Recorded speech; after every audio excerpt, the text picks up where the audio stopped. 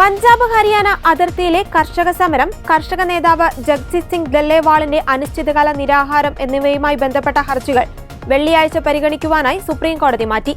Supreme കോടതി നിയോഗിച്ച ഉന്നതതല സമിതിയുമായി കർഷകർ ചർച്ചയ്ക്ക് തയ്യാറായ സാഹചര്യം പഞ്ചാബ് സർക്കാരിന്റെ അഭിഭാഷകൻ കപിൽ സിബൽ അറിയിച്ചു. ഖനൌരിയിൽ നിരാഹാര സമരം തുടരുന്ന ദല്ലേവാളിനെ ആശുപത്രിയിലേക്ക് മാറ്റാത്തതുമായി ബന്ധപ്പെട്ട് കോടതിയലക്ഷ്യ ഹർജി പരിഗണിക്കുന്നതും നീട്ടിവെക്കണമെന്ന് പഞ്ചാബ് ആവശ്യപ്പെട്ടു. തുടർന്ന് വെള്ളിയാഴ്ച പരിഗണിക്കാൻ ജസ്റ്റിസുമാരായ സൂര്യകാന്ത്, NK സിംഗ് എന്നിവരടങ്ങിയ ബെഞ്ച് തീരുമാനിക്കുകയായിരുന്നു. 41 ദിവസമായി നിരാഹാരം തുടരുന്ന ദല്ലേവാളിന്റെ അവസ്ഥ തീരെ മോശമായി. കരൾ, വൃക്ക, ശ്വാസകോശം എന്നിവയുടെ പ്രവർത്തനത്തിൽ പ്രശ്നമുണ്ടെന്ന് ഡോക്ടർമാർ അറിയിച്ചു.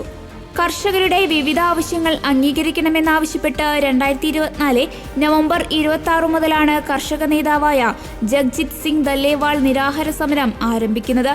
മിനിമം താങ്ങുവിലയുടെ നിയമപരമായ ഉറപ്പുൾപ്പെടെയാണ് ദല്ലേവാളിന്റെ ആവശ്യം. ഡിസംബർ 31 വരെയായിരുന്നു സർക്കാരിനെ സുപ്രീം കോടതി സമയം നൽകിയിരുന്നത്. പഞ്ചാബ് ചീഫ് സെക്രട്ടറിയും DGPയും വെർച്വലായി കോടതിയിൽ ഹാജരാകണമെന്നും നിർദ്ദേശമുണ്ട്. ദല്ലേവാളിന്റെ ആരോഗ്യസ്ഥിതി മോശമായ സാഹചര്യത്തിലായിരുന്നു സുപ്രീം കോടതിയുടെ ഇടപെടൽ.